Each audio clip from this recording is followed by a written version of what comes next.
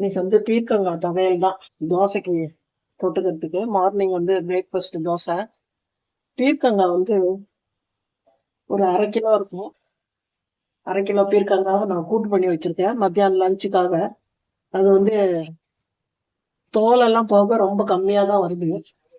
அந்த ஸ்கின் எல்லாம் அதை வந்து உரிச்ச அந்த இதெல்லாம் வந்து வேஸ்ட் பண்ண வேண்டாம்னு தொகையில் அரைக்கலாம்னு எடுத்து வச்சிருக்கேன் பாருங்க. இது வந்து நல்லா அலம்பிட்டு எடுத்து வச்சிருக்கேன். இதுக்கு தேவையான பொருள் 6 காஞ்ச மிளகா, ஒரு நெல்லிக்காய் அளவுக்கு புளி, 1 டேபிள் ஸ்பூன் உளுத்தம்பருப்பு, 1 டேபிள் ஸ்பூன் கடலைப்பருப்பு, இதுக்கு தேவையான பெருங்காயம், உப்பு.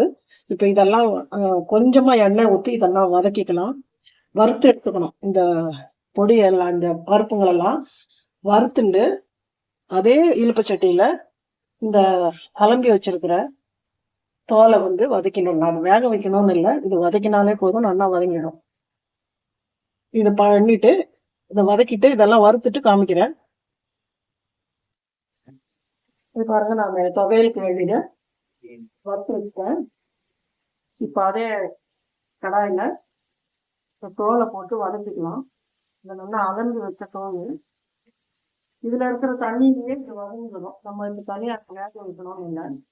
கொஞ்சம் இது நல்லா 2 பேர்த்து பேர்த்திட்டு மூடி வச்சிட்டோம்னா நல்லா வதங்கிடும். இந்த எண்ணெயில்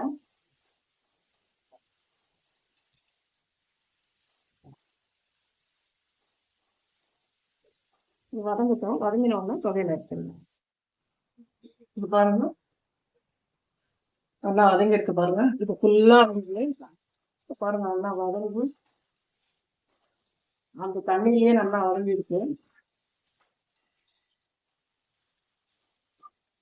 இது கொஞ்சம் ஆறுனோடனே அரைச்சிடலாம். பாருங்க, நல்லாவே வதங்கி வந்துருச்சு. எல்லாம் தனித்தனியா போறோம் இது வதங்கினது. இப்போ இதோட கொஞ்சம் தேங்காய் வந்து நான் தனியாக எடுத்து வச்சிருக்கேன்.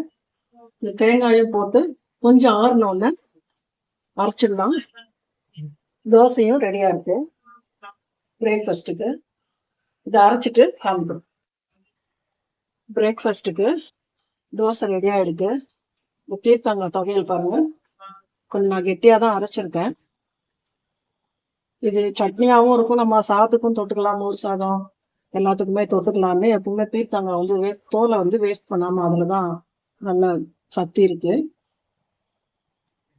தோசை, பீர்க்கங்காய் சட்னி, பிரேக்ஃபாஸ்ட்.